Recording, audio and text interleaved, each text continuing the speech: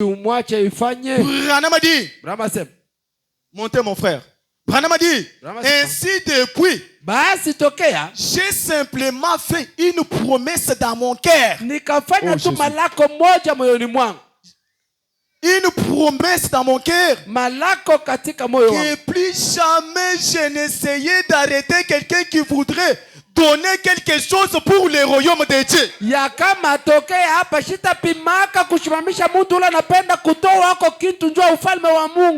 Mon frère, vous pouvez redescendre, on peut relire encore. Amen. Je voulais que quelqu'un me saisisse ce matin. Ainsi depuis, j'ai simplement fait une promesse dans mon cœur.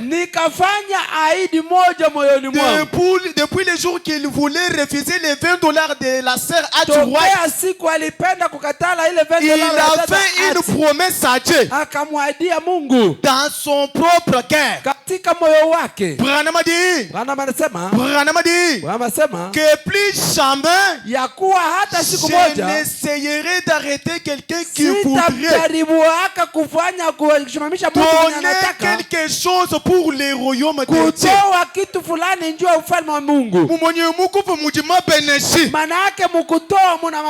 Dans le fait de donner, c'est là où l'homme prospère aussi. C'est là où vos activités professionnelles avancent aussi. C'est là où l'Éternel ouvre aussi les portes de bénédiction. C'est quand vous donnez avec une grande libéralité incontournable. Amen. Branham a dit, j'ai fait cela plusieurs fois. J'ai refusé cela aussi vite que possible. Et je me suis rendu compte que c'est faisant, j'ai volé les gens. Amen. On peut acclamer pour lui. Amen. Branham a dit, en faisant cela, j'ai volé les gens. J'ai volé les gens. Amen. Branham a dit, car Dieu avait un programme pour cela.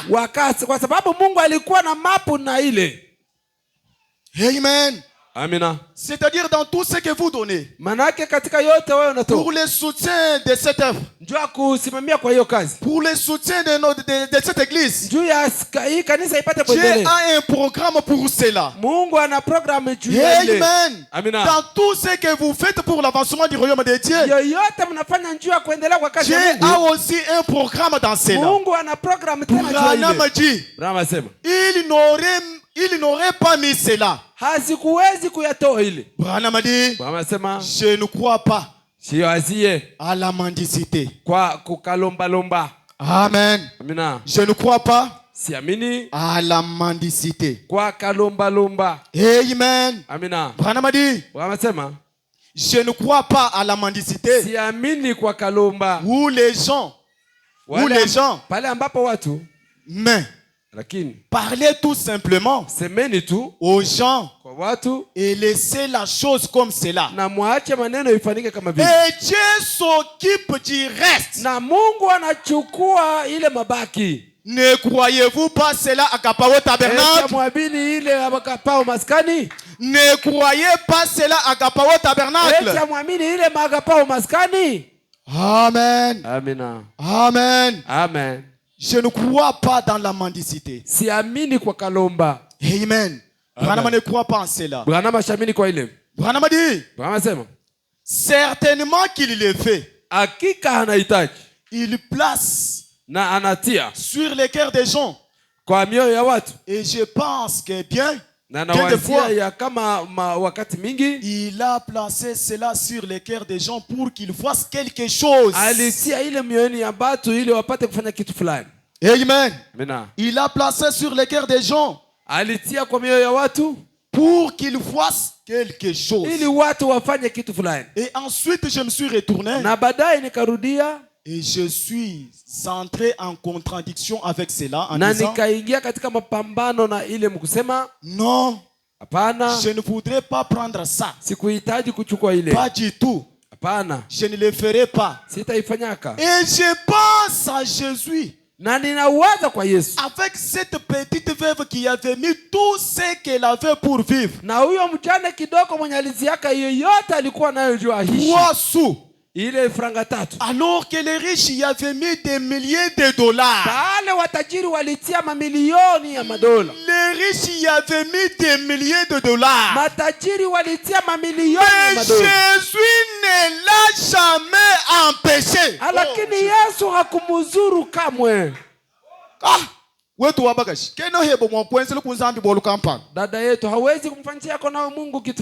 Amen. Anumumikesi bijinzambi ukuvesha. Saka mutuloko tule Mungu anakupa. Utuende pebo ubumba mubukalenga bwanzambi. Huko naenda pia huko natafuta. Wetu wabaluma. Wewe unasema kama mukwenzi la nzambi ulungwewu. Mukutumikia Mungu hivi. C'est là où se trouve aussi votre bénédiction. Jo munakutaniwa pia baraka yako. Amen. Amina. Jésus n'a jamais empêché à cette veuve de venir mettre quelque chose dans le panier. Bado Yesu hajazuru ule mwanamke ili apate kutia kitu kitunga. Il y avait des riches kulikuwa watajiri qui mettaient des milliers et des milliers de dollars. Mafranga mingi na mamilioni ya dollars. Mais Jésus ne l'a jamais empêché. Lakini Yesu hajamkataza. Il l'a laissé aller carrément de l'avant. Kwenda kwa upole na kwenda katia. Anasema car il savait ce qu'il allait faire pour elle. Ni kwa sababu yeye Yesu alijua kenye alipata mfanisha yule mwanamke. Amen. Amina. Jésus savait ce qu'il allait faire pour elle. Il lui réservait quelque chose. Il lui réservait une maison dans la gloire. Au bout du chemin. Amen. Amen. Jésus lui réservait quelque chose. Amen. Amen. Et quand on fait cela avec la libéralité, avec la sincérité, Dieu est derrière sa parole. Parce qu'il nous a dit, c'est lui qui payera ses dîmes et ses offrandes. S'il ne sera pas béni, qu'il me traite. Apate kuniona na kunisema mimi anitende comme si je suis un hypocrite, ya kuwa mimi ni mnafiki, comme si je suis un menteur, ya kuwa mimi ni muongo. Et en faisant cela Dieu bénit. Na mkufanya ile Mungu anabariki. En faisant cela Dieu fait progresser ses enfants. Mkufanya ile Mungu anafanya watoto wake sawa. Et nous sommes appelés à vivre la parole de Dieu. Tunahitaji kuishi kweli neno la Mungu. Amen. Amen. J'ai toujours pensé à nos frères qui de Mbujima et Tabernacle. Je sais là, vous ne trouverez pas un voix à se lever et dire moi l'Éternel, je vais faire ceci, je vais faire cela. Mais ils sont là. Ils prospèrent. Ils sont bénis. Amen. Qu'est-ce qu'ils font? Ils pratiquent simplement la parole de Dieu. Amen. Amina. Pardonnez-moi de dire ceci. J'étais avec un homme qui priait là-bas. Un grand homme d'affaires dans la ville de Mbujima. Il a pris aussi un véhicule Toyota. Il a donné à l'Éternel. En ce temps-là, moi, je partais encore à l'Ecodim. Amen. Il a pris les contacts. Il a remis. Et aujourd'hui, ce véhicule-là porte des brochures de la voix de Dieu. Quand il y a un programme de l'église, ce véhicule-là est là pour faire cela. Et j'étais à côté de cet homme-là pendant la crise. Pendant la sécheresse, je ne lui ai jamais vu se lamenter. Amen. Amen. Je ne lui ai jamais vu pleurer. Si amuonaka kujililia. Quand vous honorez Dieu, Et quand vous honorez sa parole, Dieu vous honore aussi. Même si les autres pleurent. Amen. Même si les autres pleurent. Mais pour vous qui êtes en train de faire la parole de Dieu, pour vous qui mettez la parole de Dieu en pratique, il a dit dans sa parole,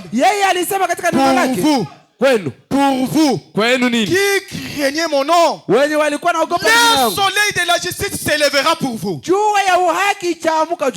Pour vous qui craignez mon nom, s'élèvera le soleil de la justice. Même si les autres pleurent, je te dis de tout mon cœur, amen, avec cette Bible en la main, tu ne pleureras pas. Amen. Amina. Amen. Amen. Amen. Amen. Tu ne pleureras pas. Amen. Amen. Dieu veut aussi qu'on lui donne. Dieu veut aussi que son fils fasse quelque chose pour lui. Dieu veut aussi que sa fille fasse quelque chose pour lui. Et il se sent aussi heureux quand vous faites ça. Il voit que mon fils Y est en train de faire quelque chose pour l'avancement de mon royaume. Il voit que ma fille Y est en train de faire quelque chose pour mon royaume. Et Dieu est content. Amen. Amina. Amen. Amina. Est-ce que nous pouvons acclamer pour lui? Amen. Amen. Branham dit dans le sermon intitulé Une délivrance totale, prêché le 12 juillet 1959. Le 12 juillet 1959. Prenons le point 39. Branham dit, frère Fried et moi,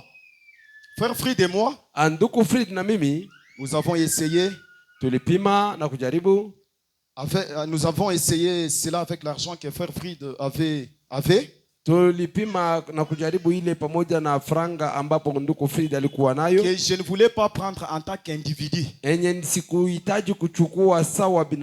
Amen. Amina. C'est ainsi que nous avons donc décidé de donner cela au peuple canadien. Sans même en prélever une offrande. Mais cela n'a pas bien marché. Amen. Amen.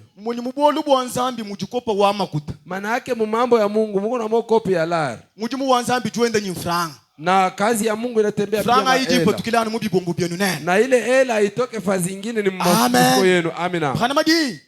C'était de belles réunions. Ilikuwa ni mikusanyiko mzuri. Mais comme nous n'avions pas prélevé d'offrande, peu importe si l'église peut valoir 100 milliards de dollars, c'est votre devoir envers Dieu. Est-ce que quelqu'un a suivi ça? Amina. Quelqu'un a suivi ça? Amen. Mon frère, vous pouvez encore redescendre. Branham dit, comme nous n'avions pas prélevé d'offrande, peu importe si l'église peut valoir 100 milliards de dollars, c'est votre devoir envers Dieu que vous préleviez une offrande. Branham dit, cela fait partie de l'adoration. Amen. Amen. Cela fait partie de l'adoration. Branham dit, si vous volez cela, il ne termine pas la phrase. Donc j'étais contre l'argent. Tant que j'étais contre l'argent et des choses de ce genre, je constate que quand un homme est dans l'erreur, il ne ferait mieux qu'il reconnaisse qu'il est dans l'erreur. Puisque frère Fried et moi avons vu cela tourner très mal.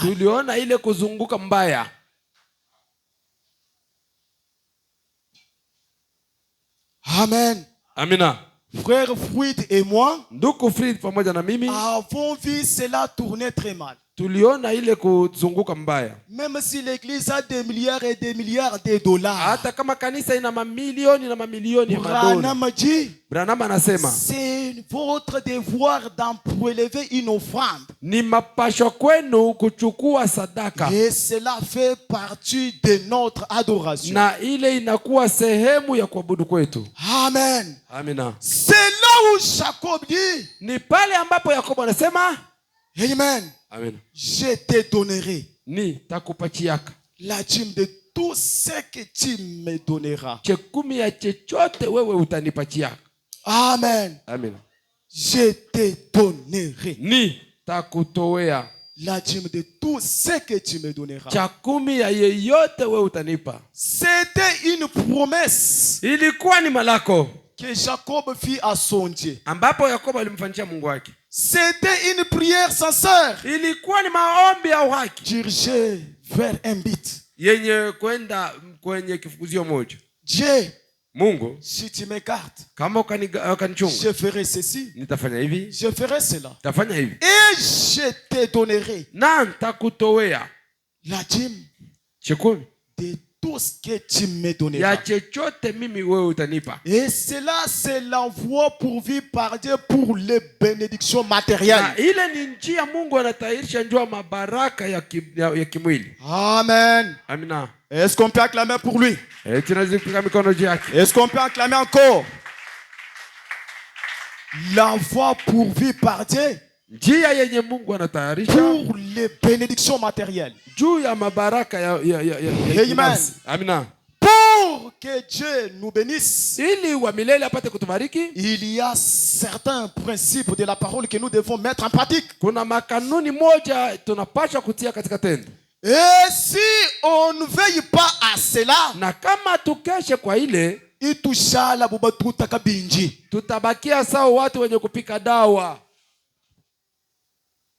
Amen. Amina. Si l'on ne veille pas à cela, Amen. Amen. On nous appellera comme Job.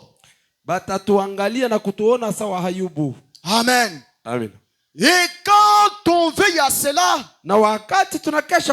c'est là où Dieu ouvre aussi les portes de bénédiction. Et il y a certaines portes qui se sont fermées au devant de vous parce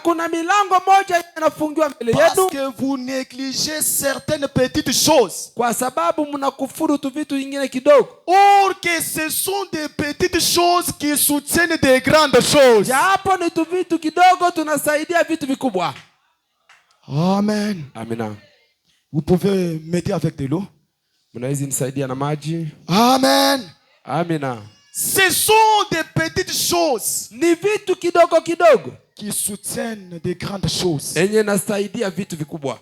Amen. Amina. Amen. Amina. Ce sont des petites choses qui soutiennent aussi des grandes choses. Job fit un vœu à l'Éternel, et plutôt Jacob. Si tu me gardes pendant le voyage que je fais, si je retourne en paix à la maison de mon père, je te donnerai la dîme de tout ce que tu me donneras. Amen. Amina. C'est notre devoir. Inakuwa ni kazi yetu. Amen. Amen. C'est notre devoir. Inakuwa ni kazi yetu de faire cela. Ya kufanya ile. Amen. Amina. C'est notre devoir. Inakuwa ni kazi yetu de faire cela. Ya kuifanya. Amen. Amina. C'est une partie de notre devoir. Inakuwa ni kipindi kia kazi yetu. Pour faire cela. Ya kuifanya.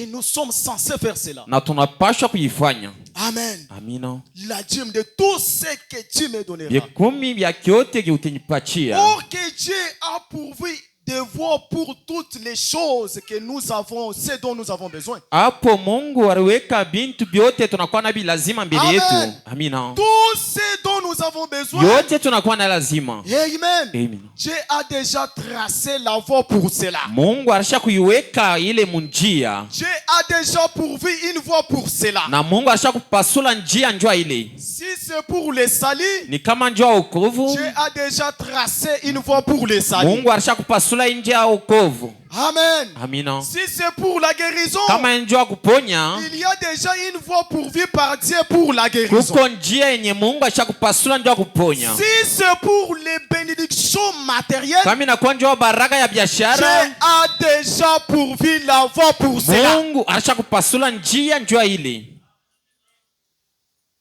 Et un chrétien Mukristo doit suivre toujours la voie de l'Éternel. Anapaswa kufuata njia wa milele. La voie de Dieu. Ile njia ya Mungu. Et celle qui mène toujours à la réussite. Ni paka yenyewe inaletaka kwa matokeo mzuri. La voie de l'Éternel. Lakini njia wa milele mène toujours à la victoire. Iko napeleka paka ku ushindi. Amen. Amen. La voie de l'Éternel njia wa milele mène toujours à l'élévation. Iko naleta paka mkunyanyua. Il a déjà tracé la voie pour tout. Asha kupasula njia njua kila kintu. Amen. Amina. Et tout ce dont vous avez besoin dans ce pèlerinage. Amen. Amina. Dieu a déjà cela. Il a tracé la voie pour cela. Mais c'est votre devoir d'agir en conséquence. Et si vous n'agissez pas, Dieu n'agira pas aussi. Amen. Amina. Dieu est le Dieu tout-puissant. Mungu anakuwa Mungu wa uwezo. Il est le Dieu tout-puissant. Anakuwa wa uwezo. Mais il est aussi le Dieu de sa parole. Lakini anakuwa Mungu wa neno lake.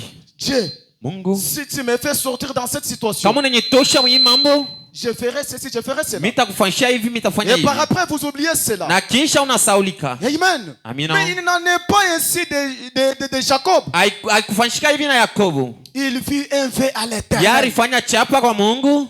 Et il a honoré ses paroles envers Dieu. Na alishika maneno lake mbele ya Mungu. Amen. Amina. Et il a honoré ses paroles. Na alitimiza maneno. Et Dieu na Mungu pia veut à ce que nous puissions honorer sa parole. Anapenda tuheshimia neno lake. Amen. Amina. Quand on honore sa parole, wakati tunaheshimia neno lake, il va aussi vous honorer. Na pia Mungu atatuheshimia. Il honore aussi ses enfants.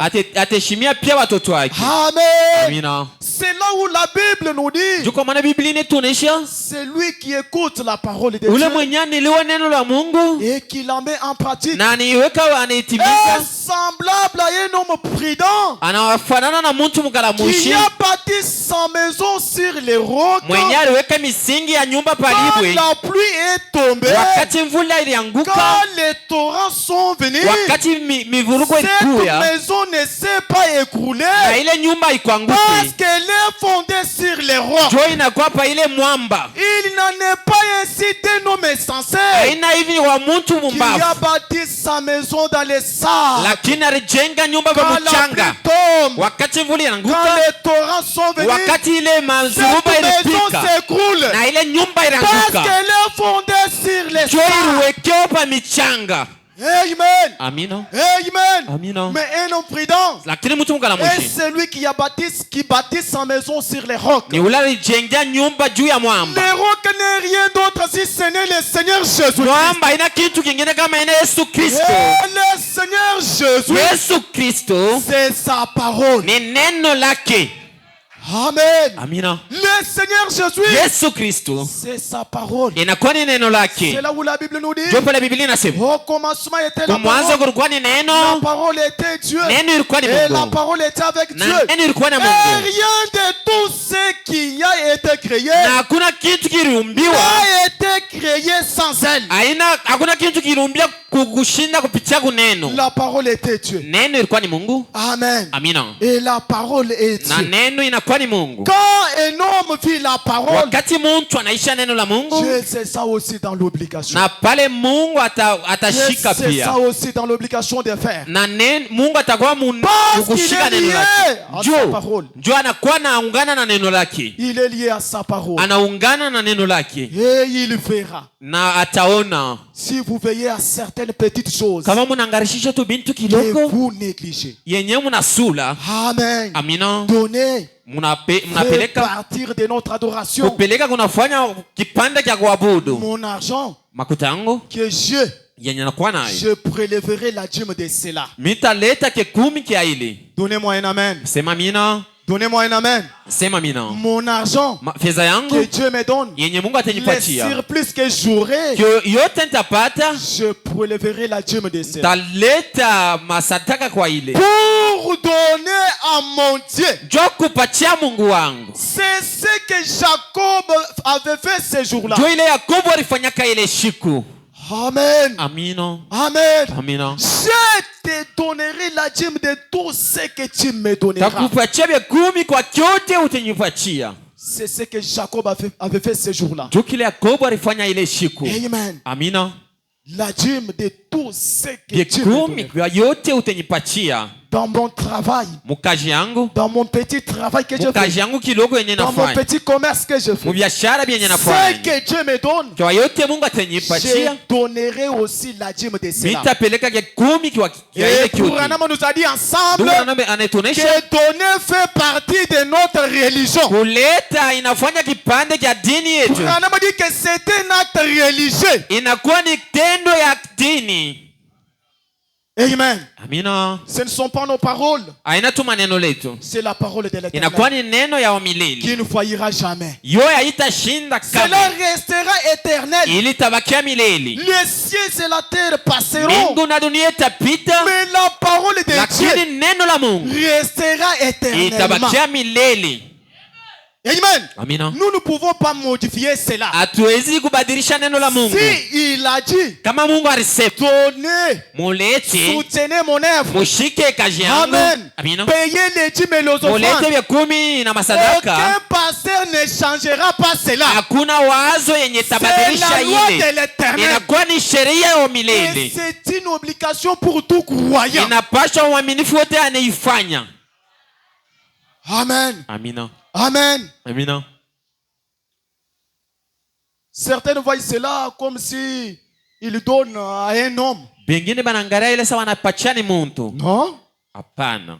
Mais l'homme c'est un vase. Lakini muntu anakuwa ni chombo. Dans le vase il y a un trésor caché. Lakini ndani ya chombo mnakuwa mali yenyewe inafuchama. Amen. Amina. Amen. Amina. Amen. Amina. Pour que toi tu donnes la dîme, il faut peleke 10 inapashwa qu'un vase parle. Chombo ishimame lete mjumbe. Pour payer la dîme. Jo ulete 10. Amen. Amina. Il faut que Dieu descende par les moyens secondaires. Inapashwa Mungu ashuke. Vous dites apitie kwa Ser Sharon aseme mon fils, mwana wangu. Et puis quand tu travailles et que ça se bloque, kama unatumika bitimei, tu viens, unakuya, Dieu n'a pas fait. Mungu ashufanye. En ces derniers temps les choses ne marchent pas. Mwi wakati vitu havitimei. Mais qu'est-ce que toi aussi tu fais? Wewe unafanyaka nini pia? Amen. Amina. Qu'est-ce que toi aussi tu fais? Wewe unafanyaka nini? Jacob dit à l'Éternel, Yakobo anaambia milele, je te donnerai la dîme de tout ce que tu me donneras. Byote utanipatia. Amen. Amina. Donner, ça fait partir de notre religion. Kupeleka kunafanya kipande kia kuabudu kwetu. Fait partir de la religion chrétienne. Kuleta kunakuwa kipande kia dini yetu. Amen. Amina. Est-ce que vous pouvez dire à votre voisin que donner fait partir de notre religion? Wako kuleta kunakuwa kipande kia dini yetu. Amen. Amina. Donner fait partir de notre religion. Lakini kuleta kunakuwa kipande kia dini yetu. Amen. Amina. C'est un acte inakuwa ni tendo qui témoigne yenye inashuhudia, c'est un acte qui témoigne notre confiance en Dieu. Lakini inakuwa ni tendo yenye inashuhudia kutumaini kwa Mungu. Quand on donne, wakati tunaleta, amen. Amina. C'est là nous sommes en train aussi d'investir pour notre Dieu. Jo mwenye tuko na wekea tunachungia ndio Mungu. Quand on donne, wakati tunaleta, on est aussi en train d'investir pour notre Dieu. Lakini tunena kuweka na shenjo mashiku ijai. Amen. Amina. Amen. Amina. Prenons dans les discernements de l'esprit. Tubebe ile mahubiri kufafanua kwa roho. Prêché le 8 mars 1960. Inahubiriwa mwile tari. Je prends le point 18. Lakini mimi nabeba ile mstari. Branham a dit, nabii anasema, un prophète nabii du Nouveau Testament wa ile agano ya mpya est un prédicateur. Anakuwa ni mhubiri. Nous le savons tous. Tunaitambua wote. N'importe quel ministre qui prêche wote mhubiri kuna hubiri est un prophète. Anakuwa ni nabii. Un prophète du Nouveau Testament. Lakini nabii wa agano ya mpya, s'il prophétise, wakati anatabiri, prêche, anahubiri, pas pour chercher à s'édifier lui-même, aina njoo kulipacha nguvu peke yake, et se faire un grand nom, au kulifanya jina, ou pour édifier son organisation, au njoo kupacha nguvu ile matengenezo yake. Il doit être dans une organisation. Anapaswa kuwa mu matengenezo. Mais voici, lakini uone, moi, miye, sans organisation, bila matengenezo, je prêche que vous devriez vous y trouver, c'est vrai. Mina ubiri mnapasha kulikuta ni ndio. Branham a dit, na bien nasema, chaque homme muntu wote devrait avoir une église alipasha kuwa na kanisa où il se sent chez lui. Mwenye aneriona kwake. Il y a les hommes dans ces lieux. Kuko bantu ifashi. Il y a les hommes dans ces lieux. Kuko bantu ifashi. Disons amen. Tusema mina. Disons encore amen. Tusema tena mina. Mes mamans, disons encore amen. Ba mama tusema mina. Amen. Amen. Branham a dit, na bien nasema, chaque homme muntu wote devrait avoir une église alipashwa kuwa na kanisa où il se sent chez lui. Penyane rishikia kwake. Est-ce qu'il y a quelqu'un qui se sent que dans Akapao Tabernacle c'est mon église? Kuko muntu anirishikia se wakati anirikuta hapa hii inakuwa ni kanisa yake. S'il y a quelqu'un comme ça, il peut lever sa main. Kama kuko muntu hapa vile atezi kunyangula mkono yake. Agapao inakuwa ni kanisa yangu. C'est là où je me sens. Ni penye mimi nilikuta kwangu. Branham a dit, na pia nasema, vous devriez avoir un endroit. Unapaswa kukuwa na fashi. Amen. Amina. Vous devriez avoir un endroit. Unapaswa kuwa na fashi. Et non pas simplement errer. Aina tu kwa kutangatanga. Un croyant sans position. Mwaminifu mwenye ashina na misingi. Un croyant instable. Mwaminifu ashina na fashi moya. Un croyant qui flotte comme des bois. Mwaminifu yakusani muchi ya koza juu ya mai. Les eaux.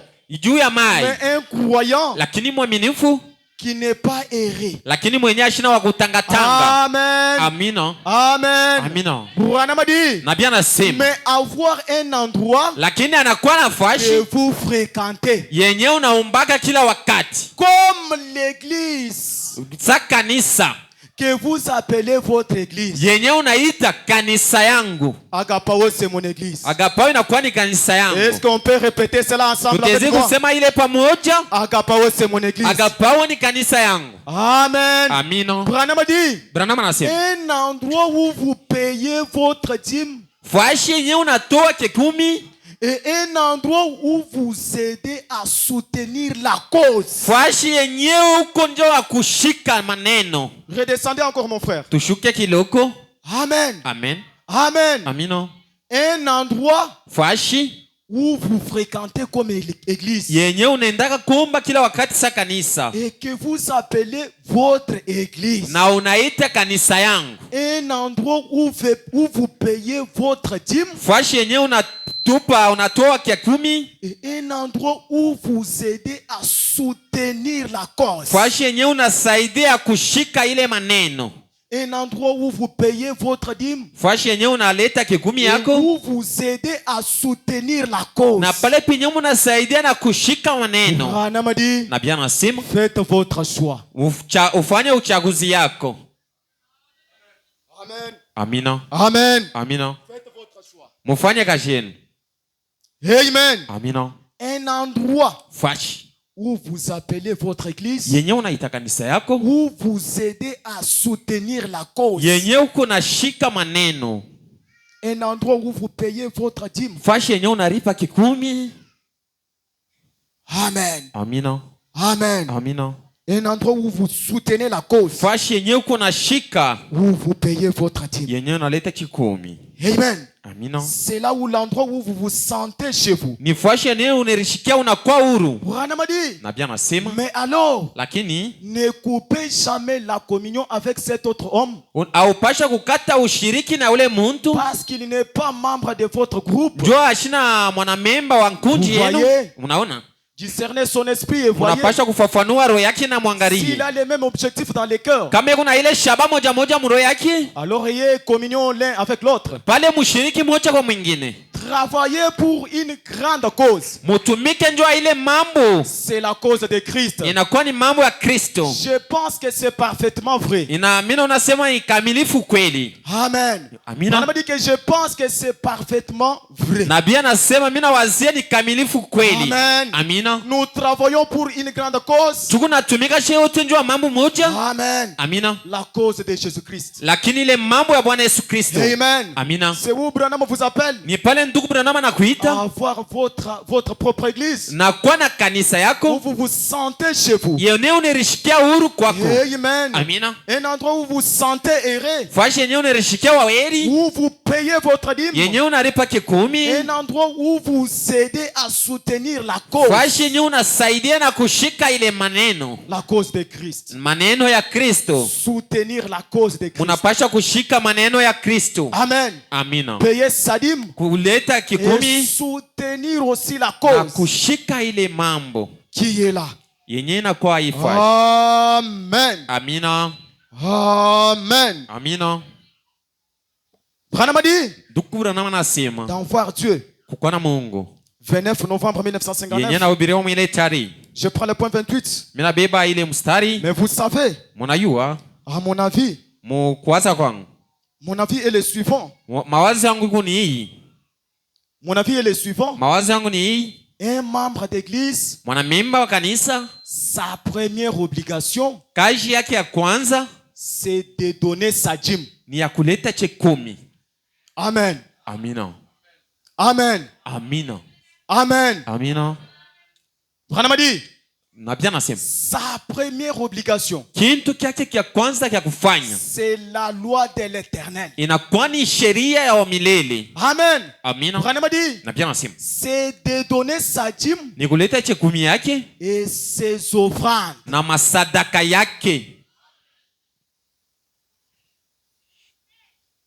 Amen. Amina. Sa première obligation des membres d'une église locale. Sa première obligation, c'est de donner sa dîme et ses offrandes. C'est de soutenir son église.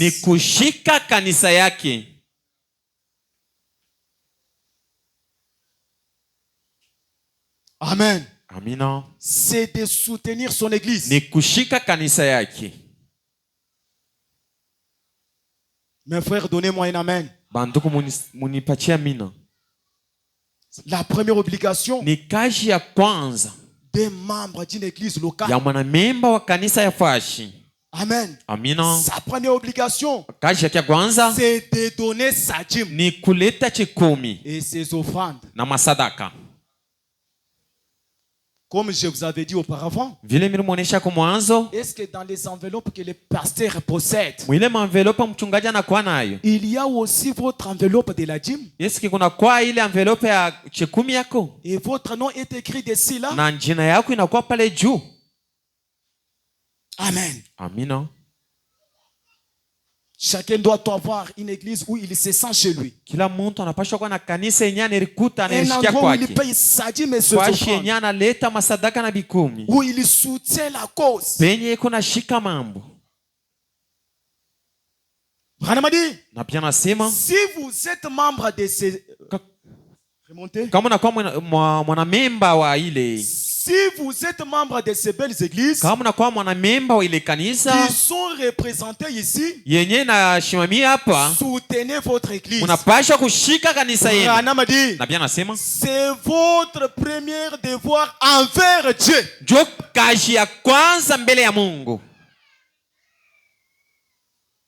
Amen. Amina. C'est votre premier devoir envers Dieu. Ni kazi yenu ya kwanza, amri ya kwanza mbele ya Mungu. Apportez votre dîme Mulete vya kumi et vos offrandes na masadaka yenu à la maison du trésor. Mufashi ya kuchungia. Amen. Amina. Branham dit, Nabii anasema, vous savez, unajua certainement, ukweli, c'est ce que c'est. ile yenye inamaanisha, c'est là où vous recevez votre nourriture. jo pale mko napokea votre nourriture chakula kienu kia kiroho. L'église où vous recevez votre nourriture spirituelle. Kanisa yenye mko napokea chakula kia roho. Amen. Amina. C'est donc là où vous recevez votre nourriture spirituelle. Ni penye pale mko napokea chakula kia roho. Et votre obligation. Jo pale panakuwa fashi pamwe kutimiza ile. Branham dit, Nabii anasema, c'est vis-à-vis de votre église. Ni mbele ya kanisa yenu. Et non vis-à-vis d'un évangéliste comme moi. Aina tu mbele ya mpasho habari. Vis-à-vis de votre église. Ni mbele ya kanisa yenu. Amen. Amina. Amen. Amina. Prenons dans Malachie chapitre 3. Tubebe ile kitabu kia Malaki. Verset 7. Ile mstari ya 7. Jusqu'au verset 10. Kufika paka mstari ya 10. Amen. Amina. Si vous retrouvez ça rapidement, vous pouvez nous balancer, mon frère. Kama unaipata ile mnapaswa kuiweka kule kukibao. Amen. Amina. J'ai retrouvé. Depuis le temps de vos pères, kutokea wakati wa baba yenu, vous vous êtes écartés de mes ordonnances. Mulitoka kwa masheria yangu. Vous vous êtes écartés de mes ordonnances. Mulitoka kwa masheria yangu. Vous ne les avez point observées. Amukuitumikishe. Amen. Amina. Revenez à moi. Murudie mbele yangu. Et je reviendrai à vous. Na mia pia wa milele nitarudia mbele yenu.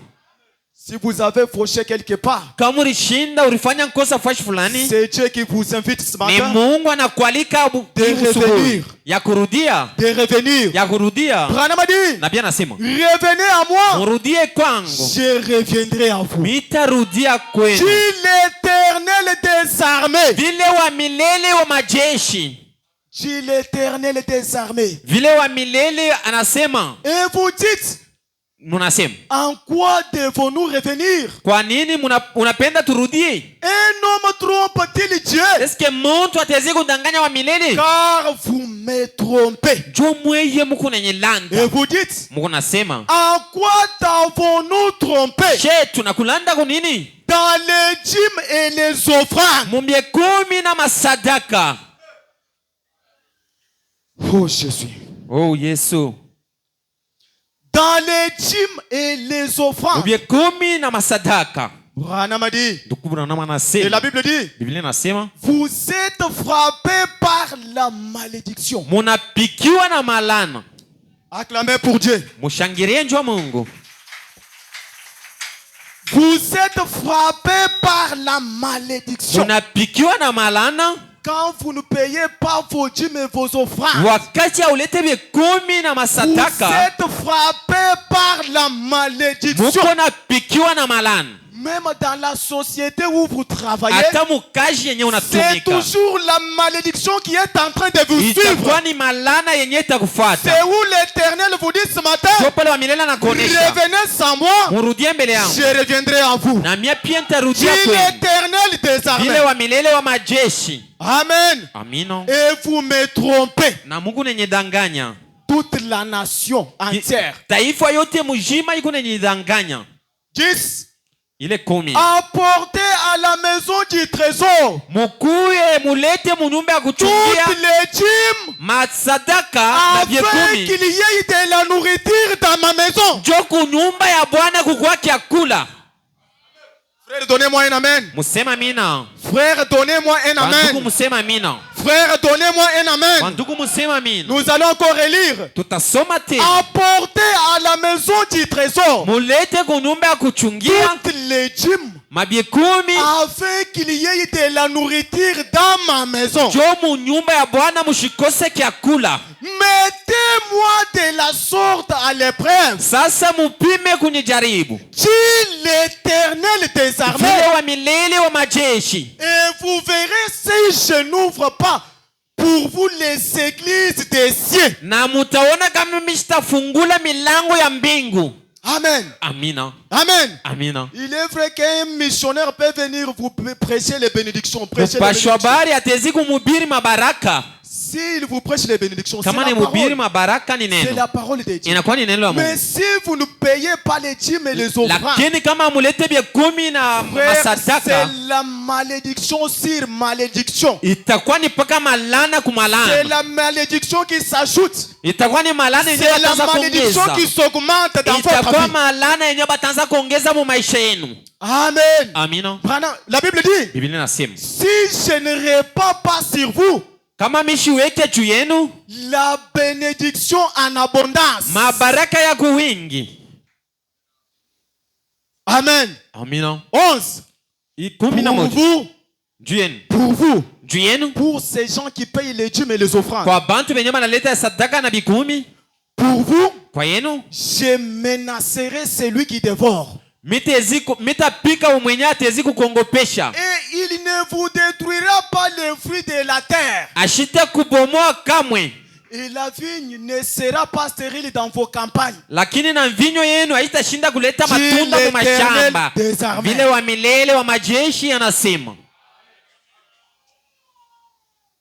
Dit l'Éternel des armées. Amen. Amina. Dit l'Éternel des armées. Apportez dans ma maison vos dîmes masadaka mapikumi na masadaka pour qu'il y ait jo mukuye la nourriture dans ma maison. Munyumba yangu. Amen. Amina. Amen. Amina. Amen. Amina. Je prends dans le sermon intitulé La voie pourvue par Dieu pour traiter les péchés. C'est un sermon qui est prêché le 5 mars 1954. Je prends le point 12. Je l'ai annoncé il y a quelques instants. La voie pourvue par Dieu pour traiter les péchés. Dieu a une voie. Nous avons une voie. Mais nos voies ne sont pas celles de Dieu. Amen. Amina. Nos voies ne sont pas celles de Dieu. Et nous ne pouvons pas suivre notre voie et celle de Dieu au même moment. C'est juste comme une carte routière. Quand je serai comme sur le point de rentrer chez moi, je ne dirai pas, eh bien, alors, je place une boussole comme peut-être, j'habite au nord-est, par rapport à ici, eh bien, si seulement je m'engageais dans cette direction-là, je ne sortirai pas de la ville. Mais il y a une voie pourvue pour moi. Je prends une carte routière. Je vois comment les routes sont décrites. Je repère là où je dois prendre un virage à gauche ou à droite. Et ainsi de suite. Suivre cette carte de près, j'atteindrai la maison par la grâce de Dieu. Amen. S'il y a une voie que vous devez suivre pour arriver à votre destination, et si vous empruntez une autre voie, amen, vous n'arriverez pas.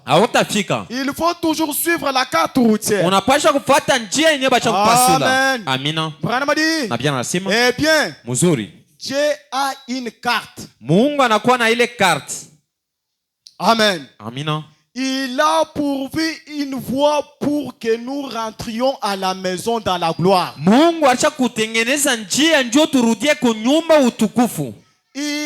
une voie pourvue pour les salis. Anakuwa na njia ile acha kupasula njoo wokovu. Amen. Amina. Il a une voie pourvue pour la guérison divine. Anakuwa na ile njia acha kupasula njoo uponyaji ya kimungu. Il a une voie pourvue pour faire tourner le monde. Lakini kuna ile njia acha kupasula njoo hii ulimwengu iendelee. Il a une voie pourvue pour l'église. Acha kuwa na njia yenye acha kupasula njoo kanisa. Donnez-moi un amen. Musema amina. Il a une voie pourvue pour l'église. Anakuwa na njia acha kupasula njoo kanisa. Point 13. Na ile 13 na bien nasema l'église doit fonctionner kanisa inapaswa kutumika avec les 9 dons spirituels. Na ile mazawadi yote ya kiroho. Donnez-moi un amen. Sema amina. Donnez-moi un amen. Sema amina. J'étends déjà vers la fin. Minaanza kuisha. Amen. Amina. Na bien nasema l'église doit fonctionner kanisa inapaswa kutumika avec les 9 dons spirituels. Kwa ile mazawadi yote 8 par ya le kanisa. Saint-Esprit. Kwa ya Roho Mtakatifu. Na bien nasema il a des dons, unakuwa na mazawadi, des signes, malama et des prodiges na ile bya kushanga dans l'église. Mukanisa. Na bien nasema c'est ça la voie pourvue par Dieu Mungu ashakutupasuria pour perfectionner son église. Njoo kujenga kanisa yake. Si nous essayons tout le reste, kama tunapima bienye binabaki, théologie, bya byote, enseignement na mafundisho, tout le reste, na inabaki, cela ne marchera jamais. Na ile haitatembea kamwe. Et cela ne marchera jamais. Na ile haitatembea kamwe. Na bien nasema il nous faut revenir à la voie de Dieu. Kurudia kunjia ya Mungu. Na bien nasema Dieu a une voie pour financer une église. Mungu anakuwa na njia yenye atezi kushika nayo kanisa. Donnez-moi un amen. Sema amina. Donnez-moi un amen. Sema amina. Dieu a une voie pour financer une église. Mungu anakuwa na njia ya kushika kanisa. Une église a une voie. Kanisa inakuwa na njia par laquelle Dieu a pourvu. Kupitia ile Mungu achakupasula. Pour qu'elle soit financier. Njoo ile kanisa ipate kushikiwa. Na pia nasema ce n'est pas en confectionnant des couvertures. Aina tu mkushona tu mavazi. Et en offrant des soupers de bienfaisance. Au kukuleka mangalibi na bingine. Mais c'est que chaque homme paye ses dîmes dans l'église suivant la voie ordonnée par Dieu. Ni kama mtu wote analeta kekumi mukanisa kufuatana na njia ile Mungu alipeleka. C'est ça la voie pourvue pour Dieu. Pour cela ile Mungu alipasula kwa ile. Amen. Mon frère, redescendez encore. Nduku shuka kiloko. Amen. Amina. Mais lakini c'est que chaque homme kama kila muntu paye ses dîmes analeta kikumi et ses offrandes na masadaka dans l'église mukanisa suivant la voie ordonnée par Dieu. Kufuata njia ile Mungu alipasula. C'est ça la voie pourvue par Dieu pour cela. Njia ile Mungu alipasula kwa ile. Amen. Amina. Amen. Amina. C'est ça la voie pourvue par Dieu pour les bénédictions matérielles. Njia ile Mungu alipeleka njoo kubariki biashara. Que chaque homme muntu wote paye alete ses dîmes bikumi et ses offrandes. Na masadaka. C'est où Jacob a dit, na kule Yakobo alisema, je te donnerai la dîme de tout ce que tu me donneras. Mitakupatia kikumi kya kyote utenipatia. Amen. Amina. Je te donnerai la dîme de tout ce que tu me donneras. Mitakupatia kikumi ya yote utenipatia. Dieu a une voie. Mungu anakuwa na njia. Pourvu pour les bénédictions matérielles. Yenyewe alisha kuleta njoo kubarikiwa biashara. C'est que chaque homme paye ses dîmes. Kwa mtu wote alete kikumi et ses offrandes. Na masadaka. C'est ça la voie pourvue par Dieu. Njia ile Mungu alipasula. Que le Seigneur vous bénisse. Na inabaki Mungu mubariki.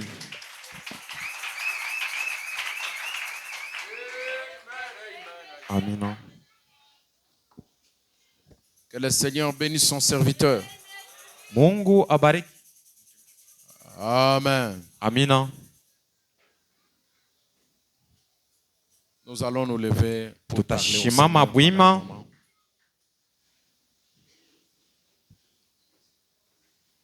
Malachi 3 dit. Malachi 3 inasema, revenez à moi. Murudie kwangu. Le Seigneur nous exhorte. Revenez à moi, il nous exhorte. Mukuye kwangu anamiomba. Il nous demande de revenir à lui. Anatuomba turudie kwake. Et lui aussi reviendra. Na yeye pia atarudia kwetu. Malachie 3 en dit trop. Malachie 3 anasema bya mingi. J'aimerais lire Malachie 3. Napenda nisome Malachie 3. Dans deux versions différentes pendant que vous êtes debout. Mubipande biwiri bya kwatana wakati muko bwima. Je suis d'abord dans la version de français courant. Niko mu version en français courant. Français courant dit: Français courant nasema, un homme trompe-t-il Dieu? Eti muntu anezi kumudanganya Mungu? Car vous me trompez et vous dites: en quoi t'avons-nous trompé? Njumune nidanganya na munaniswali munini tunakudanganya. Non, là je suis dans Louis II.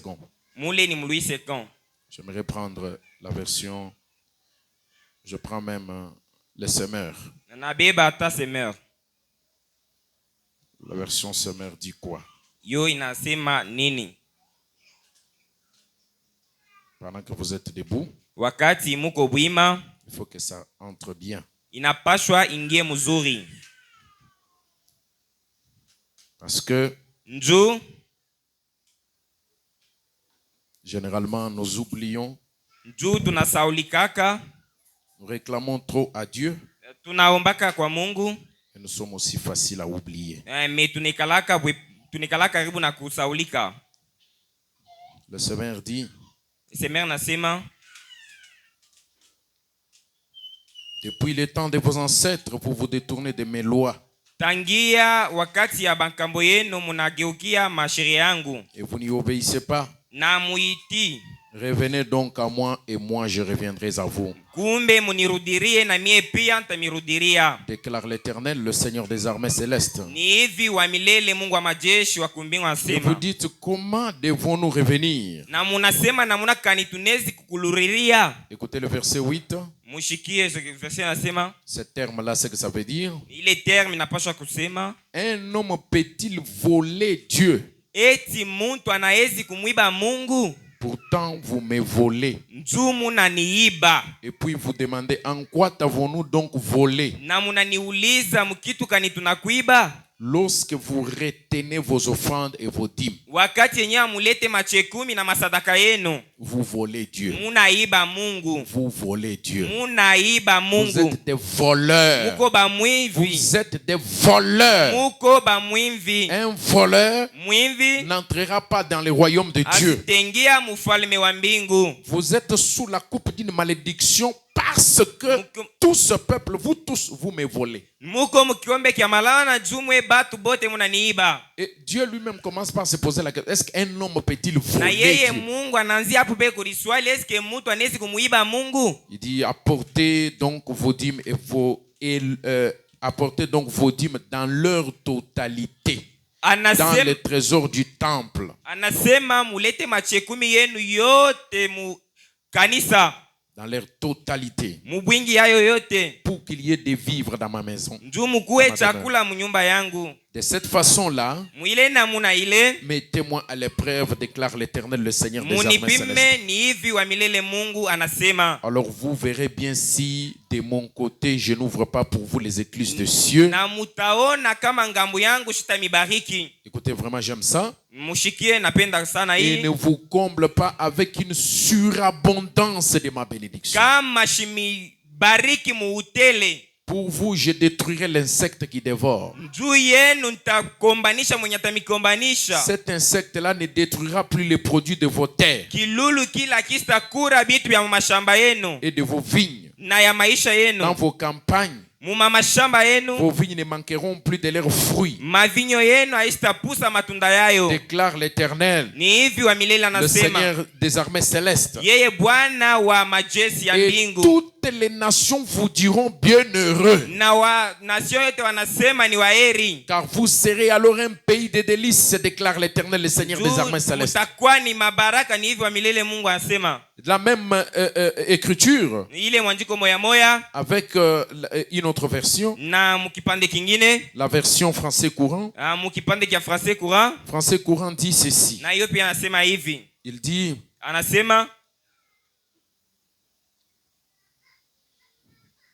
Il dit, vous êtes sous le coup de la malédiction parce que vous me trompez. Apportez donc réellement tout ce que vous devez dans mon temple. Pour qu'il y ait toujours de la nourriture en réserve. Toujours de la nourriture en réserve. En réserve. C'est-à-dire il ne faut pas que ça arrive à en manquer. Vous pouvez me mettre à l'épreuve à ce sujet. Moi, le Seigneur de l'univers, vous verrez bien que j'ouvrirai pour vous les vannes du ciel. Quelquefois, ça fait du bien de lire dans plusieurs versions. Les robinets de bénédiction. Alléluia. C'est vous-même qui avez le poignet entre vos mains. Libérez-vous et vous allez par ce moyen-là ouvrir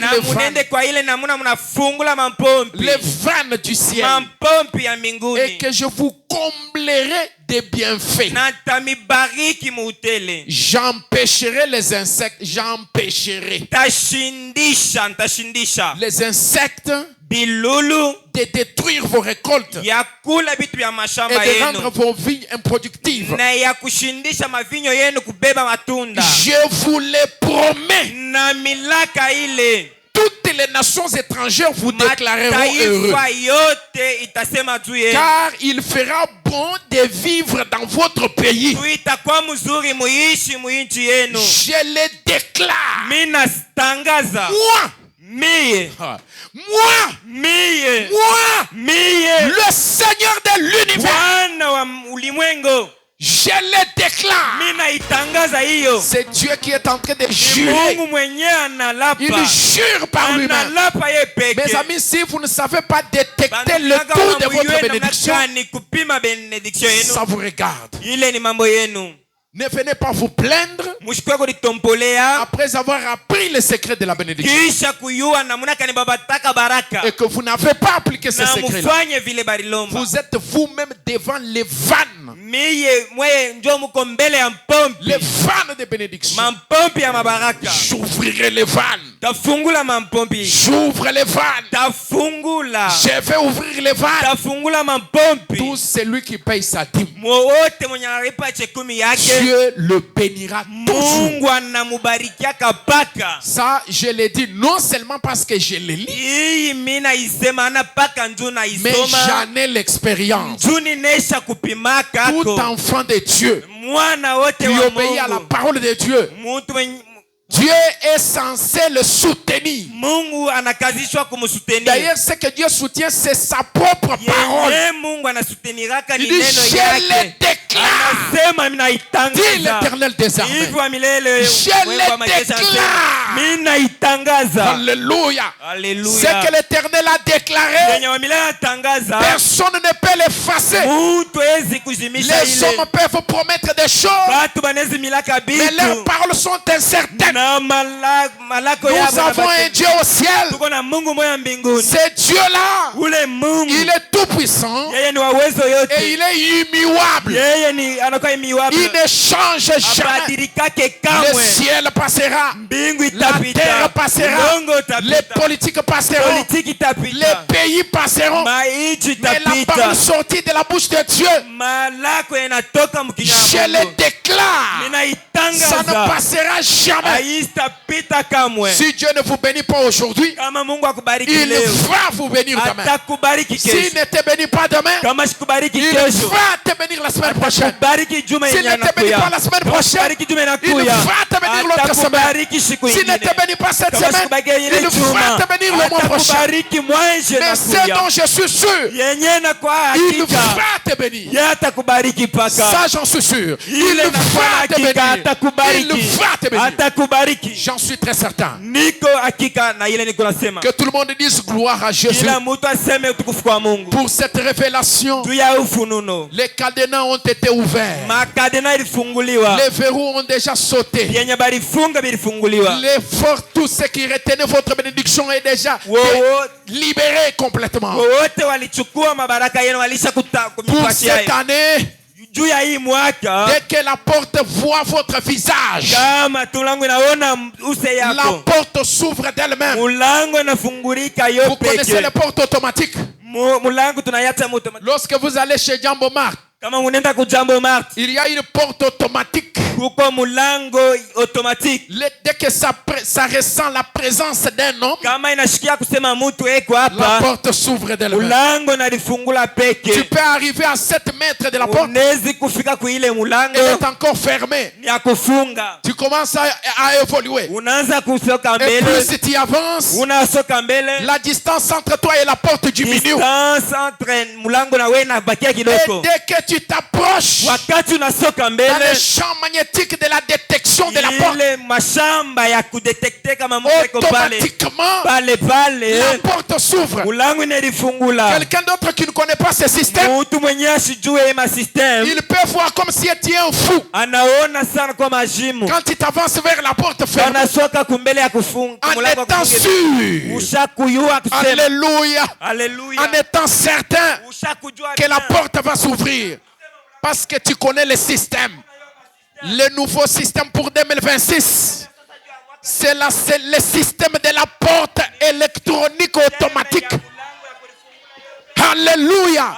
Je connais la porte. Je connais le type de porte qui est devant moi. C'est une porte à détection automatique. En 2026, la porte va détecter ma présence. Elle va s'ouvrir. Elle va s'ouvrir. Elle va s'ouvrir. Quelqu'un d'autre peut regarder et dire, mais comment il s'avance vers la porte? Alors à toute vitesse, avec beaucoup d'assurance, comme s'il est fou. Ils peuvent te traiter de fou quand tu pars demander le prix du véhicule. Ils peuvent te traiter de fou quand tu proclames déjà que tu as le baptême du Saint-Esprit. Ils peuvent te traiter de fou quand tu proclames que tu as déjà une parcelle. Mais toi-même, tu connais le type de porte devant laquelle tu te tiens.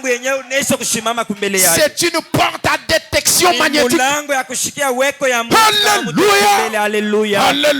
Alléluia. En 2026, toutes les portes s'ouvrent. Ça s'ouvre automatiquement. Que Dieu bénisse tous celui qui croit ça. Que Dieu bénisse tous celui qui accepte ça. Que Dieu bénisse tous celui qui les reçoit. Payez vos dîmes. Donnez vos offrandes et donnez-les avec libéralité. Tout ce que vous donnez après avoir été forcé,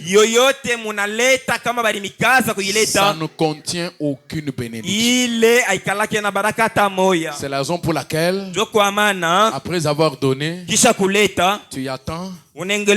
Tu dis, mais on avait forcé, c'est tel jour. J'avais donné, d'ailleurs, je ne voulais même pas donner. Mais j'ai donné, mais je ne vois pas.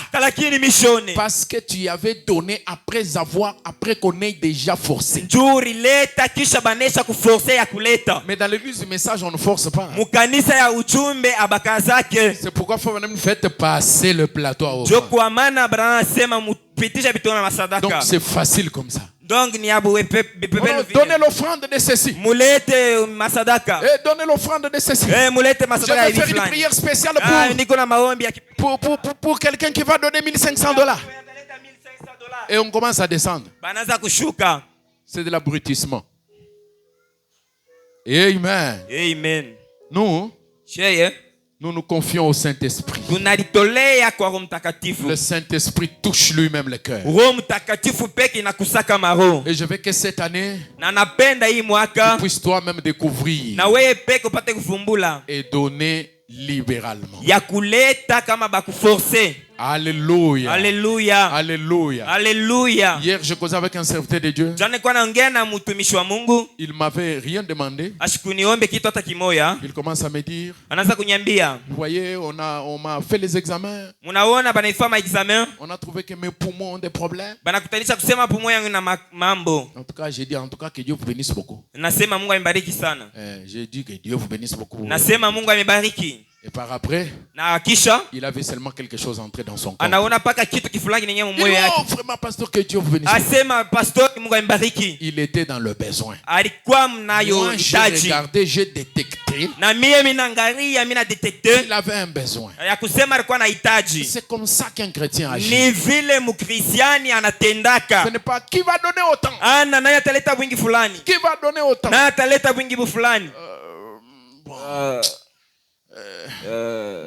Bon, je vais donner. Et puis tu promets. Et tu ne donnes même pas. Que Dieu bénisse. Nous avons besoin de caméras. Achetez-nous une caméra. $600. Nous allons ajouter de l'argent là-bas pour trouver une bonne caméra. Parce que l'évangile aujourd'hui, c'est sur les réseaux sociaux.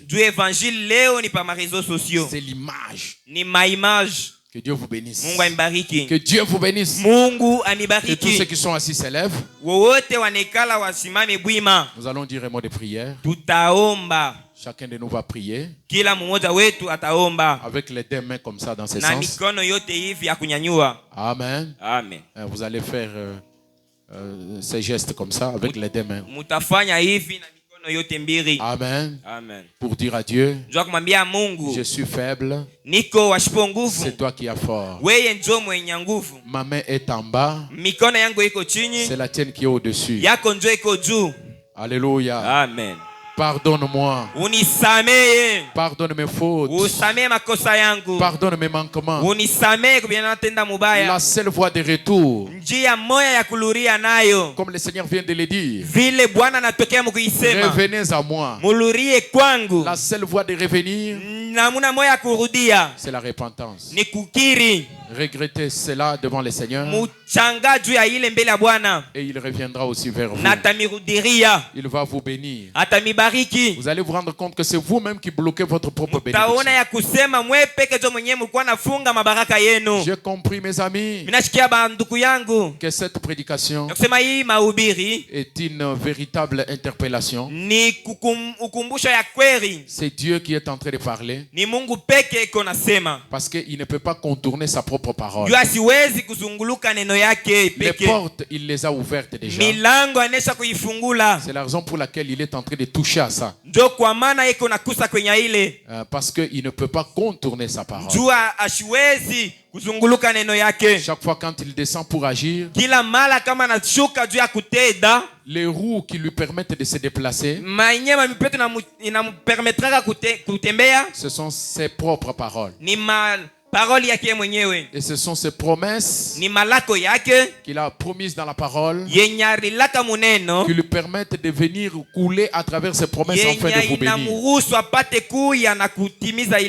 Donc je pressens qu'il est prêt à vous bénir financièrement, mais il est en train de mettre juste les choses au point. Il veut que vous puissiez revenir à lui.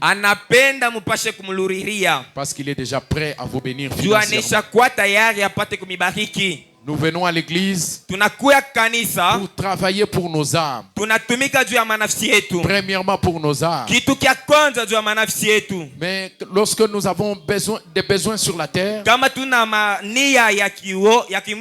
pour ça aussi le Seigneur a des réponses dans sa parole. Il vous dit, revenez à moi et je reviendrai à vous. Atiroi était une femme. Ne dites pas que non, moi je suis une femme. Seulement mes 30 000 francs que je reçois ici, dois-je commencer à enlever encore 3 000 et puis enlever encore 5 000, 3 000 pour la dîme, 5 000 pour le soutien de l'œuvre de Dieu. Dans un mois, je dois commencer à enlever encore $5 pour l'achat parcelle. Seulement dans mes 30 000 francs ici. Oui. Si Dieu voit le cœur, il voit la volonté que vous avez. Il va faire grandir votre vase. Atanenepesha kikombe yako. Oh Seigneur, pardonne-nous. Nous t'avons volé. Je t'ai volé, Seigneur. Je t'ai volé. Je t'ai volé, Seigneur. Toi, tu me bénis plus. Mais moi, je donne peu d'offrandes. Je suis toujours dans les 1000 francs. Dans les 500 francs. C'est ça que j'ai comme offrande. Alors que tu me bénis beaucoup. Oh Seigneur, je te demande pardon. Car le vol, ce n'est pas seulement dans les dîmes. Mais le vol, c'est aussi dans les offrandes. Le Seigneur dit, vous me volez en retenant vos dîmes et vos offrandes. Apportez à la maison du trésor vos dîmes et vos offrandes. Et j'ouvrirai pour vous les vannes du ciel. Et je répandrai sur vous mes bienfaits. Les bénédictions en abondance. Vraiment, il dit, jusqu'à ce que vous n'ayez plus de place pour mettre ces bénédictions.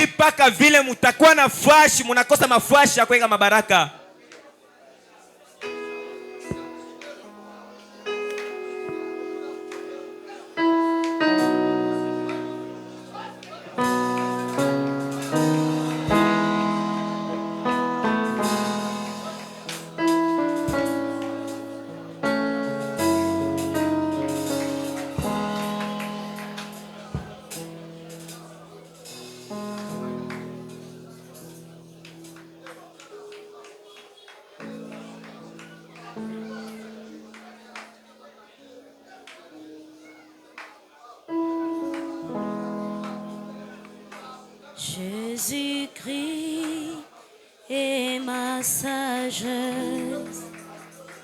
il éclaire mon chemin et je marche en ma faiblesse, conduit par sa sûre main.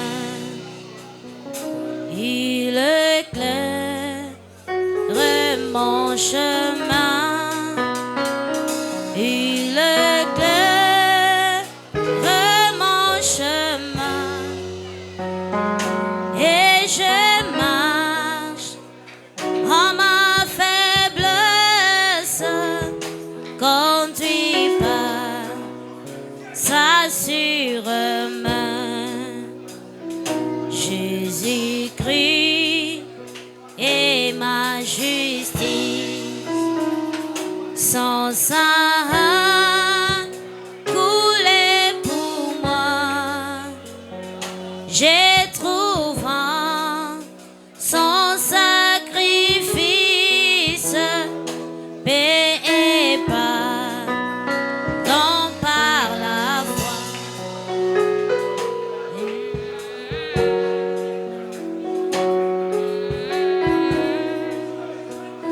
Son sang coulé pour moi.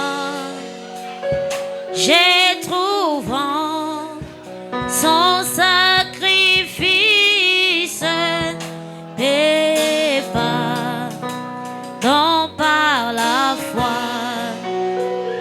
Jésus-Christ me sanctifie. Oh, c'est attaché, je reçois de lui la vie qui m'affranchit du péché. Jésus-Christ me sanctifie. Au divin, c'est partagé. Je reçois de lui la vie qui m'affranchit du péché. À toi je suis attaché. À toi je suis attaché. Je reçois de toi la vie qui m'affranchit du péché. Jésus a payé ma dette, à grand prix m'a racheté, et déjà ma place prête vers lui pour l'éternité. Jésus, tu m'as racheté. Jésus, tu m'as racheté. Et déjà ma place prête au ciel pour l'éternité. Oh Jésus, tu m'as racheté. Jésus, tu m'as racheté. Et déjà ma place prête au ciel pour l'éternité. Je vais appeler le frère Nestor, il va clôturer.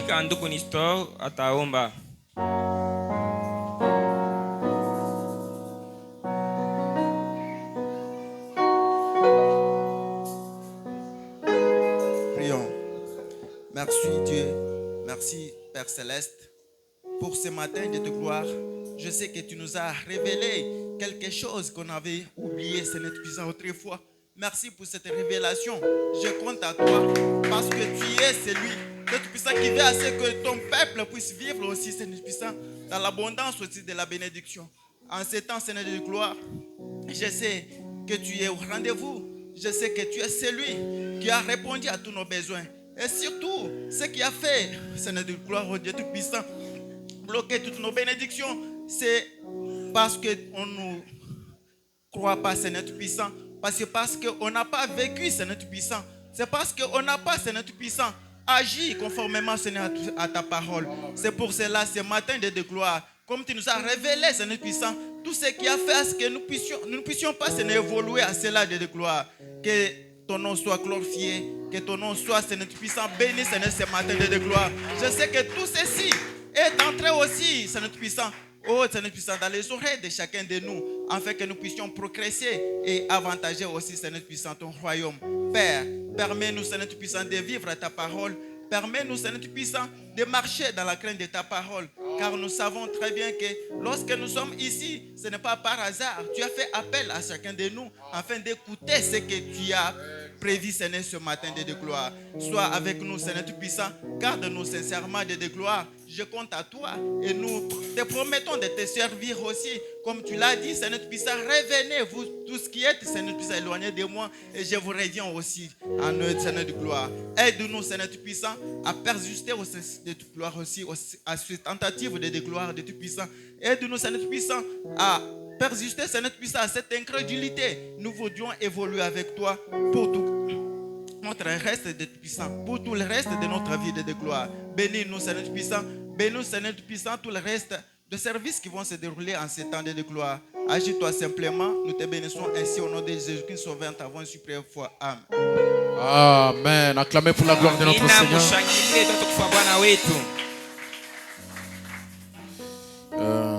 Frère Branham dit, Ndugu Branham asema, si vous voulez voir dans quelle direction l'église s'envole, regardez comment elle prie.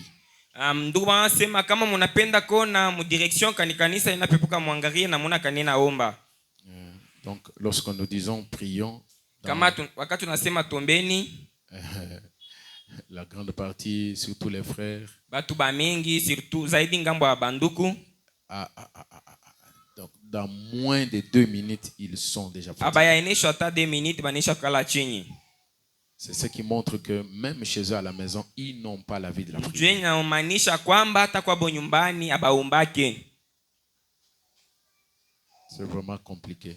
Ile inakuwa ni compliqué. Vous savez, de cette manière-là, ile attitude ile, les gens qui sont les mal intentionnés, bantu bale abana ba mal intentionnés, abana na mawazo mzuri, bale bantu abana na mawazo mzuri, ils peuvent facilement vous compliquer parce que aujourd'hui le monde dans lequel nous vivons, c'est un monde des esprits. Banezi kukomplike njoo leo dunia yenye tunaishi ni dunia ya maewa, maesprit, maro. Ils peuvent projeter des rayons négatifs sur vous. Banezi projeter ma rayon ile aina ya bien kwenu. Ils peuvent facilement vous utiliser. Banamitumikisha. Donc s'ils vous trouvent que vous n'êtes pas vraiment fort dans la prière, kama banamikuta ya kusema muna forme maombi, ils peuvent vous envoûter. Banezi kumiamvute. Mais toi, tu n'as pas la sorcellerie, tu n'as pas les fétiches. Oui, yauna na buloja, yauna na madawa. Mais tu n'as pas Dieu. Mais yauna na Mungu. Donc, wewe utanuna kwa. Donc, muntu na ye na eko paka vile. Kuyini tanwa wenka yeba umvo ni bikengele ni nsambile. Aona na ile wakati ya kulishikia wewe peke unashikia kusema nyombe. Donc tu planifies ta vie spirituelle. Unatengeneza maisha yako ya kiroho. Les sœurs de même. Na wao dada vile vile. Un chrétien ne peut pas vivre, c'est comme un moteur ne peut pas fonctionner sans essence. Un chrétien iko sawa vile moteur, haiwezi kutumika bila essence. Vous ne pouvez pas faire 3 jours sans boire de l'eau. Hawezi kufanya mashiku 3 bila kunywa mai. Être normal comme ça debout. Na kubakia hivi mjima hapana. Vous allez commencer à avoir des vertiges. Na utaanza kushikia kizunguzungu. La langue va se casser. Lurimi itapasuka. Milomo itakauka. Les lèvres vont se sécher. Et tu ne vas pas vivre sans eau. Tu peux vivre sans nourriture mais pas sans eau. Unaweza kuisha kwa shipo chakula bila mai haustaishi kamwe. Un chrétien qui ne prie pas, c'est comme quelqu'un qui ne boit pas de l'eau. Est-ce que vous pouvez vous réveiller de votre sommeil? Avoir une vie de prière. Donc moi, je ne peux pas comprendre comment un chrétien peut vivre sans prier. Il y a des gens ici qui ont déjà fait 6 mois sans prier.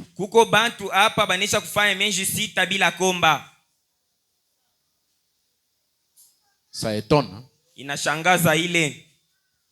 Je vois sur le visage de certains, moi, même moi je prie. Donc, depuis 6 mois jusqu'à aujourd'hui, tu ne t'es jamais transporté, parce que la prière c'est être transporté vers Dieu.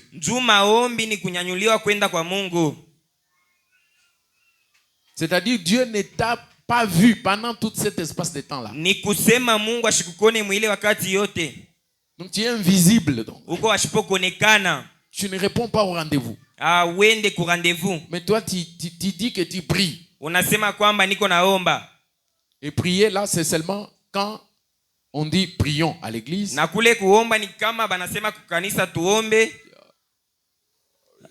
Je vis vraiment les gens, ça me fait pitié. Il y a une femme qui était plutôt en Afrique du Sud. Ils étaient déjà dans les fiançailles. On avait, je crois, déjà versé une partie de la dot, je pense. Et maintenant, après que son mari ait beaucoup travaillé avec la vie à Cape Town, kisha bwanake kutumika sana kule Cape Town, il s'est reconstitué, il a trouvé quelque chose. Anapata kakitu kiloko. Il a dit à son épouse, anamwambia mke wake ou à sa future épouse, kwa mke wake wa mashiko yenye anakuya, tu descends d'abord à Kinshasa, unaenda mbele ku Kinshasa, au pays, kule ku winchi, et moi je vais te suivre après. Na mimi nitakufuata baadaye. Et ils ont fait 5 mois. Banafanya miezi 5. La femme était descendue directement dans la famille de l'homme. Et pendant tout ce temps-là, ils étaient toujours bien avec son mari au téléphone qui était resté à Cape Town. Oh chérie, bonjour. Je t'aime, tout ça.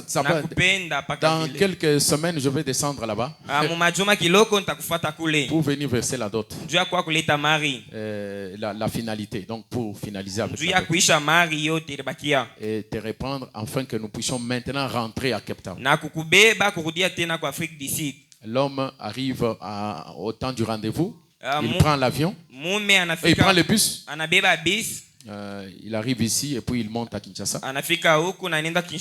Quand il arrive à Kinshasa, sa femme le voit seulement comme ça. Il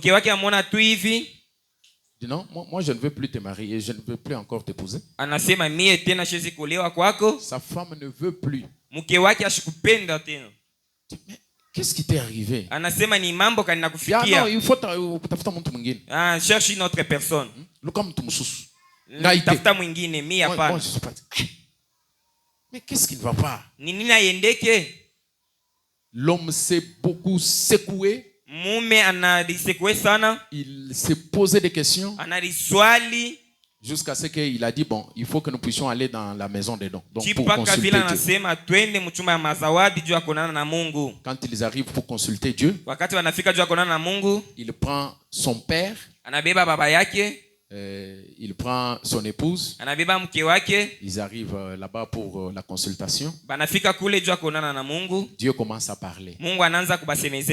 Il dit au papa de la femme, et plutôt au papa de l'homme. Il lui dit, est-ce que tu ne peux pas parler ce que tu as dans ton cœur là?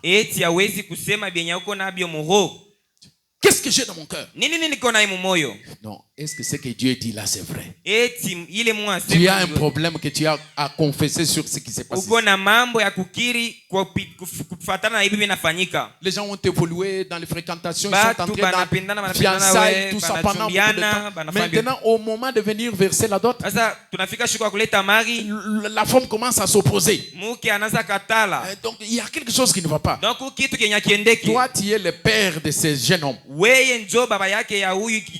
Ça ne te fait pas mal? Est-ce qu'il n'y a pas quelque chose? Le pasteur pose la question. Il dit, bon, moi je sais que bon, les femmes, bon, elles réagissent aussi comme ça, moi, je ne sais pas. Dieu descend, il dit, toi, il dit à la femme, toi cette femme, le premier jour que tu es arrivé à Kinshasa, tu te souviendras que ton beau-père était allé au marché et il a acheté une certaine recette. Et dans cette recette-là, Yakula, qu'il t'avait donné pour te recevoir, dès qu'il t'avait vu, il avait aimé que toi tu sois sa femme. La femme dit non, moi je ne connais pas ça. Non. Bon, je sais que ce que tu dis là c'est vrai, mais écoute, dans cette recette là, ce papa ici était allé consulter un marabout du côté de Kintambo. Et là-bas, ce marabout lui avait donné quelque chose à mettre dans la recette. Et il avait fait, excusez-moi, nyei. ya busubuhi. Et il l'a mis là-bas. Et il avait dit, une belle femme comme ça, pour mon fils, non, elle doit m'appartenir. Et c'est depuis ce jour-là, il a commencé à coucher avec cette femme. Le beau-père. Et le beau-père, il avait mayaka. Comme ça. Et c'est dans ce mayaka-là qu'il avait lié cette femme pour dire, tu ne vas plus encore aimer ton mari.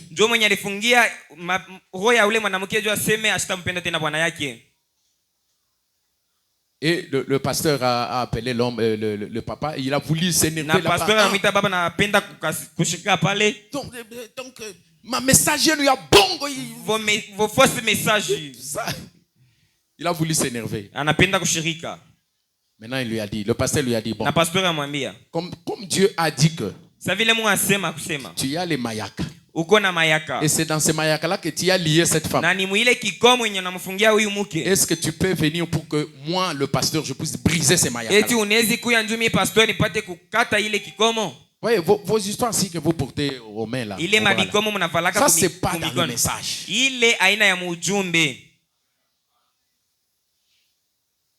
Le papa commence à dire non. Non.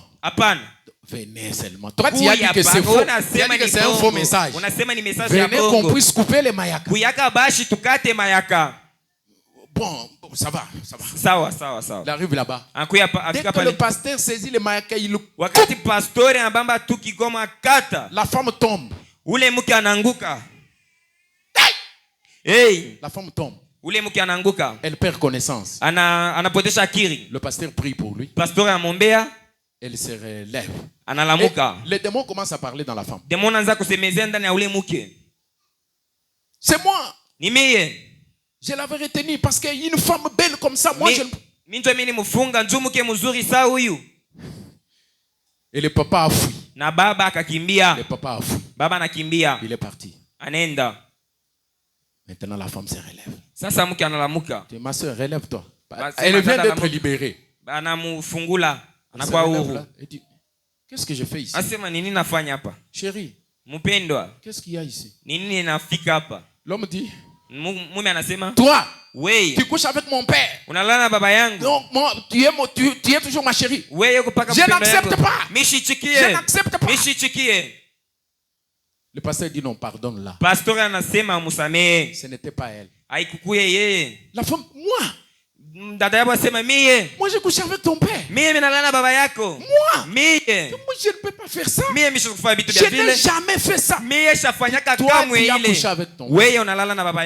Dieu descend. Il dit d'ailleurs, pendant ce moment, elle a une grossesse de 4 mois. L'homme dit je ne peux plus encore pardonner la femme. Vous voyez? Quand vous n'avez pas un niveau spirituel, quand vous êtes faible dans la prière, vous êtes un homme ou une femme facilement manipulable. Vous voyez qu'elle commence à refuser son mari. Ce n'est pas lui qui refuse. Mais le papa est allé travailler la femme chez un marabout. Et la femme en a travaillé quelque.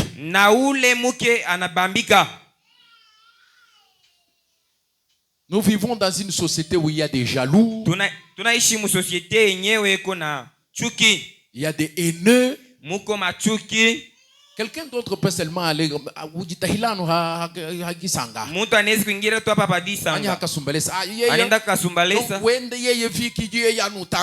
yake maisha joku pana soka mbele. Il vient te faire manger des mauvaises choses. Tout ça, comme il y a un phénomène là pour le moment là. C'est vraiment beaucoup répandu entre Congo, Brazza, Kinshasa. Et même ici. Le phénomène de l'odeur. C'est-à-dire, Toi-même, tu ne sens pas l'odeur.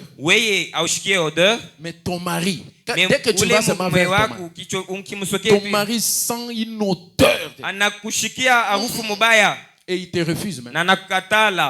Divorce. Et ces choses-là, on les jette. C'est un phénomène qui est courant.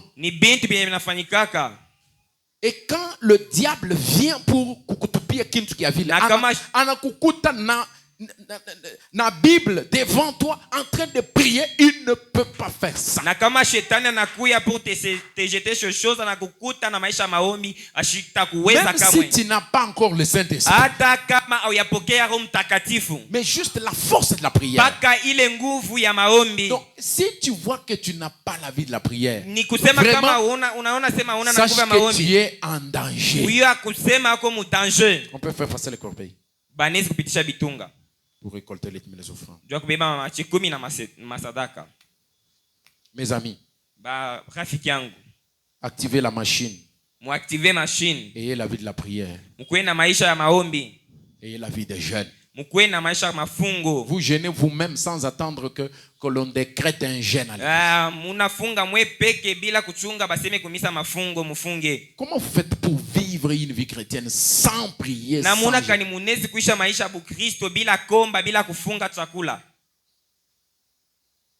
Donc 6 mois sans prier. Tu te lèves seulement le matin. Tu fais tes murmures là. Comme un enfant de l'école de dimanche.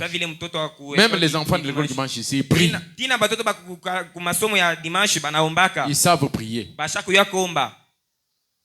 Il y a des gens ici qui ont encore un système de prière depuis la dénomination.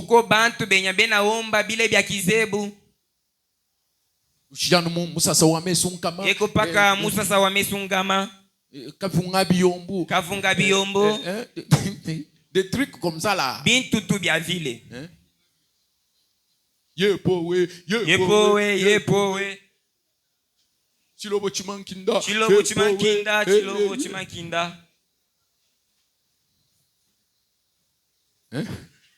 Donc tukajibaye tukabafika ni bula babula ya. Tunafika na bulongo wenye bantulaka. Uchiri kuna wasei. Yengari ku mulima ya sei.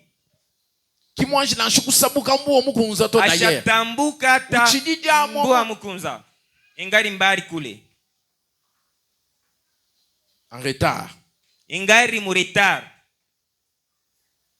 Le message a un langage. Ujumbe iko na musemo. Même quand une sœur du message est en train de prier, on dirait que c'est une apôtresse. Ni mama apôtre de la dénomination.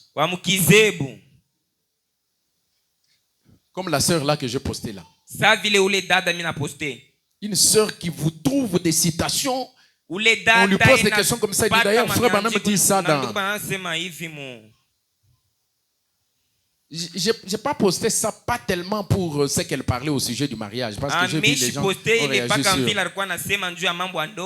j'ai posté ça pour montrer à quel point dans ce message, c'est que le message a fait. Le message a fabriqué les gens. La sœur Sharon Bungu des États-Unis. Vous voyez? Donc le message, il a une certaine posture très élevée. Que Dieu vous bénisse. Père, je consacre ces offrandes. Je te prie de bénir chaque personne qui a honoré ta parole. Honore tout celui qui t'a honoré. Car il est écrit, Frère Branham dit, Dieu honore celui qui l'honore. Seigneur, je te prie de bénir cet argent pour le royaume de Dieu et pour la cause du royaume. Au nom de Jésus-Christ. Amen. Ok. Nous sommes arrivés maintenant presque à la fin de notre service. Est-ce qu'il y a un visiteur, quelqu'un qui soit venu pour la première fois parmi nous? Nous voudrions l'accueillir avec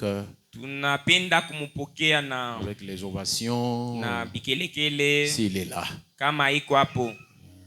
Ok, il n'y a personne. Sawa, hakuna muntu. Voilà. La famille de frère Gédon Mwamba. Frère Gédon est où? Est-ce qu'il est là? Frère Gédon Mwamba. Il n'est pas là. Anapo. On peut amener l'enfant. Que nous puissions prier pour lui rapidement. Et invoquer les bénédictions sur lui. Ah, ok. Voilà. Pendant ce temps-là. Merci beaucoup de m'avoir rappelé ça. Il y a un message que le Seigneur a parlé. Il a montré une vision nocturne à une sœur. Alors j'ai jugé bon que nous puissions l'écouter. Je ne sais pas comment on va faire si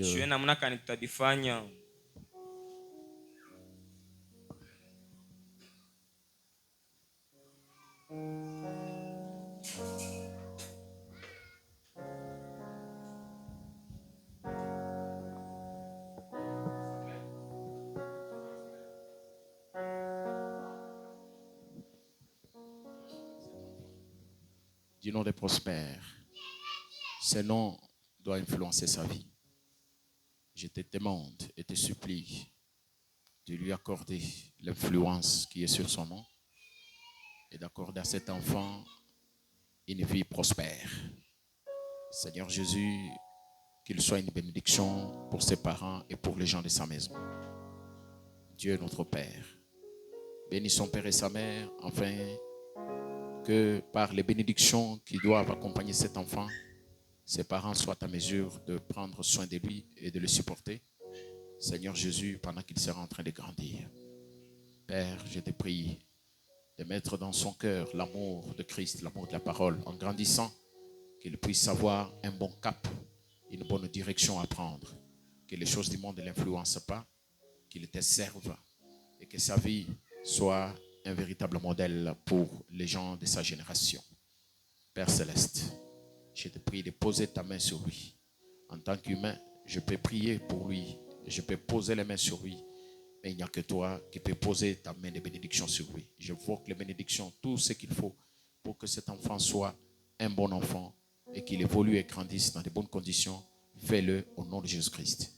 Épargne-lui des fléaux, des accidents, Seigneur, et des situations nerveuses qui circulent et sillonnent souvent en ce temps où nous vivons.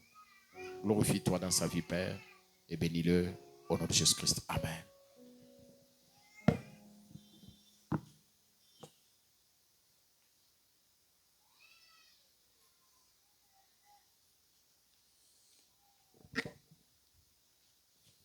Suivez cette vision ici.